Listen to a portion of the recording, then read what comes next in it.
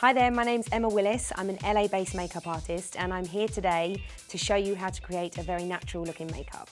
First of all, prepping the skin is a must.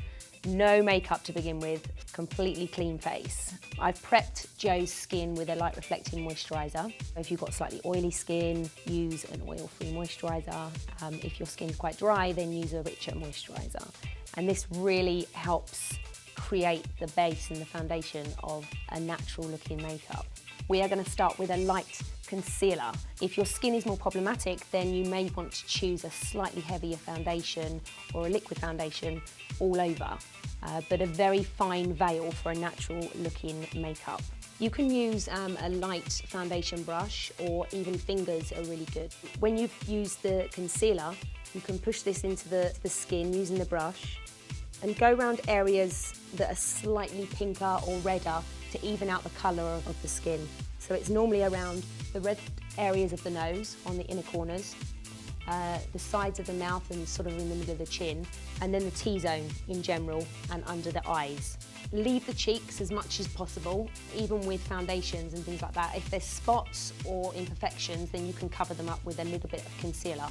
So with Joe's skin tone, because she's an olive skin tone, I'm using a cream concealer, so it's quite moisturising.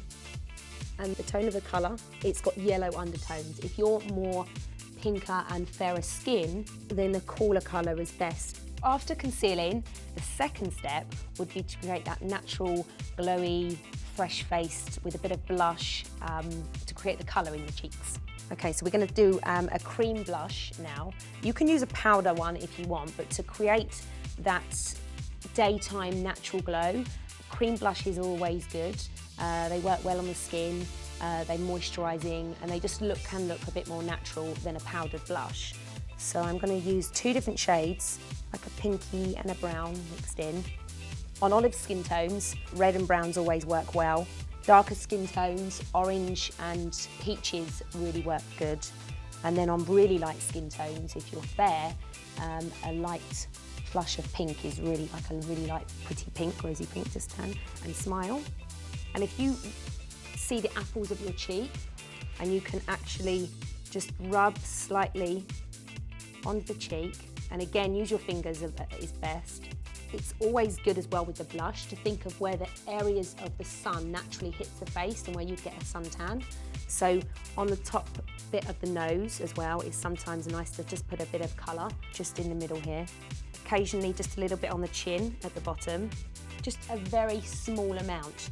And then just at the tip of on the forehead. So I'm still, again, I've not even put my finger back into the palette, so I'm just using what's on the bottom of my finger. Now with the cream blush, it's always nice to just add a tiny bit of colour, the same colour that you're using on your cheeks, to the lid of your eye and just to the edge of the socket, but only a small amount. If you just lightly, you want it to look really natural, as if your skin is naturally being flushed. We're going to just fill in any areas on the brow that may need a bit of work doing to them. Remember, don't go heavy on them, just keep them light and just fill the gaps in. And then just finally brush them through with a small comb. I'm using an old toothbrush. And then we're going to finish off the look with a dash of mascara. You're almost kind of just coating the ends of the eyelashes. So once you've applied the mascara, it's always best to brush it through with a clean wand, so you can pick these up in most places, or you can use an old mascara brush as well. You don't want to create that clogged, heavy, black, dense mascara look. You just want a light covering.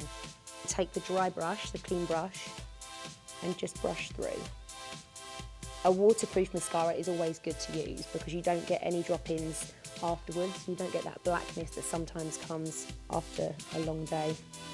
And to finish off this natural looking glowing makeup, I would just add a sheer balm, a lovely gloss with just a bit of hue of colour to the lips to finish off the look.